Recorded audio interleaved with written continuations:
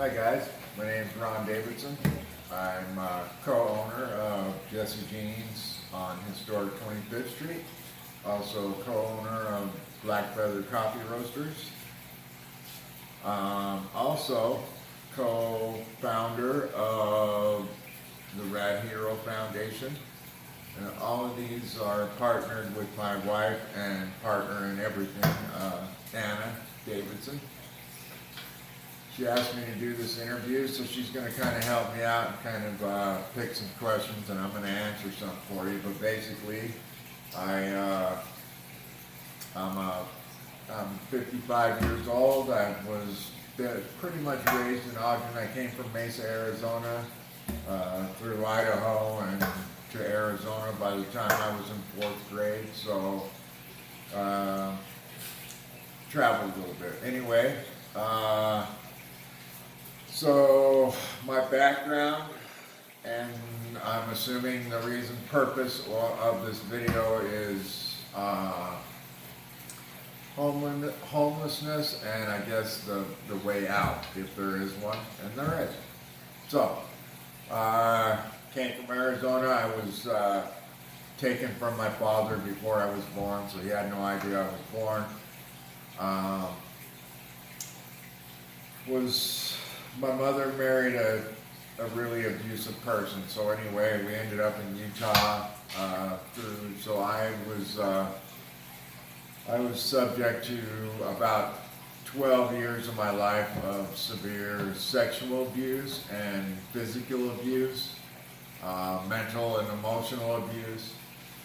And then that went on until I was 19 years old, the physical abuse and all the other abuse. So I was kind of trapped like a dog, like a beat dog is the way I like to explain it. You beat the shit out of that dog, and no matter what, it's not leaving your side, even though it might want to, it never does. So that's kind of the way I felt I was in my life, through the abuse. So this created PTSD, as everybody knows. It's kind of widespread now. It has also created a diagnosis with DID, which is dissociative dissociated identity disorder. Basically, it's multiple personalities or something along that line, but it also mimics bipolar. So it took a while to get that diagnosis straight. For any of you out there with severe trauma in your early ages, you might want to look into that. So anyway, I think I've kind of... Background. So when did homelessness begin for you? Homelessness started, so I graduated high school June 6, 1985. I got married for the first time June 29, 1985. And that marriage lasted about 7 years. And I had 3 beautiful daughters in that marriage. My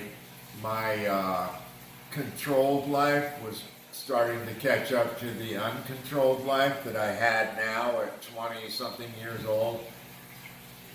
And so basically the marriage didn't work because I was just a basket case of emotion and physical, emotional. I mean, any emotion that you could imagine, that was me, and I didn't know how to control it. So it controlled me, and it controlled my life, and it controlled everything in my life. So, how many years were you homeless? So I got married, I got divorced, started getting out of control because I was not being controlled. So I let that take control of my life, and I got into drinking and partying or whatever, Anyway, the homelessness came around age 27, somewhere in there. It was just my lack of control of my life, basically, is what pushed me into homelessness. My lack of really knowing understanding respect for others. I think I had so much respect for myself, I wasn't giving it to other people. So I was trying to keep it all for my self-respect. That didn't work out very well. So let's talk about when you were homeless. What was that like?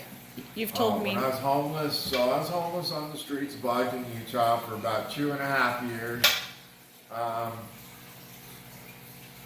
Because of my upbringing and all that, I kind of cut off all the ties with my family because, I wasn't really down with the whole child abuse thing. So we didn't see eye to eye. So I went on my own and just,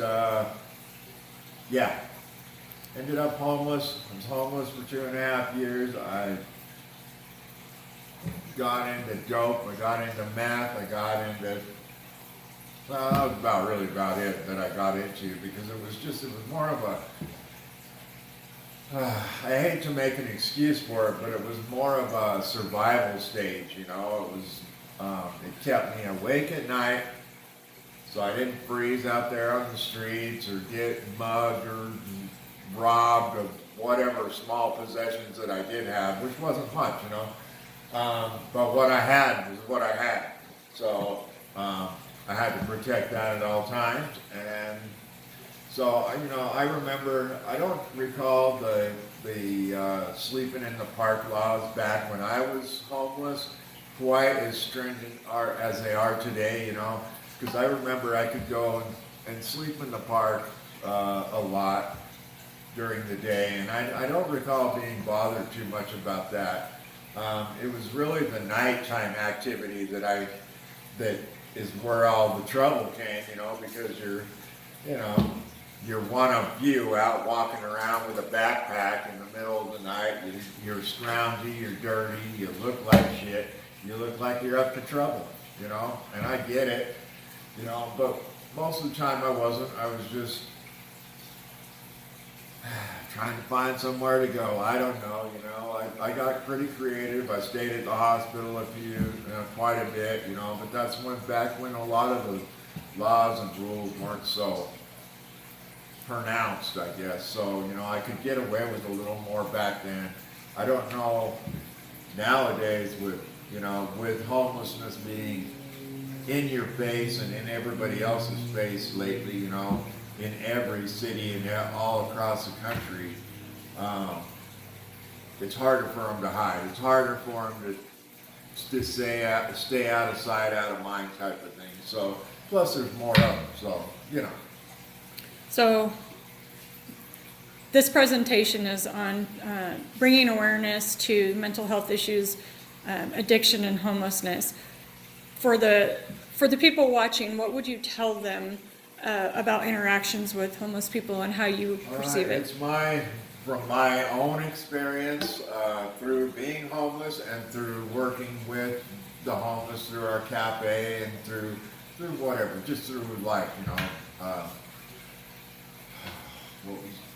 What would you tell them? So, what would you say to someone? I lost my train of thought. If they were to walk up on a homeless person in the park and they were unsure about their mental health or their addiction. So through all my experience, most people that are on the street, I would say most of them have some sort of mental disability of, schizophrenia, depression, anxiety, PTSD. Any of them can cause friction between someone that doesn't understand the disease, and therefore this person can never really get any ground because they don't understand it any more than the person that's trying to deal with it understands it. So my personal belief is education on both sides, of course, but education as far as the mental illnesses, because the mental illnesses, you don't choose it. It's like being born with one arm. You didn't choose it. It's just something you have to work through and figure out how to go forward. So, All I can say is I'm as human as any one of them out there, and that's kind of why I have the compassion for them, because I understand it, and I understand that I didn't choose my beginning in my life, but I had the choice to choose whether I was going to continue in that shit or I was going to move out and make something of my life. I'm choosing to move out and make something of my life. I've never been a victim, ever. Not one day of my life have I been a victim. I've survived everything that I've been challenged to survive, and I will continue surviving. And that's why I'm here, is to show people that it can happen, man. You know, it can happen. Any closing words for our people?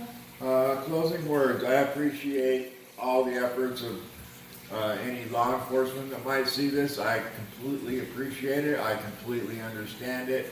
I understand both sides, so it's. I'm fortunate enough to be close enough to the police family to understand and see some of their thoughts and however you would want to, their whatever, you know what I'm saying. And I've also been on this side, and I'm really close to this side of the homeless and the indigent and the down low kind of people, because they're the ones that need the help up. Fuck all these guys up there.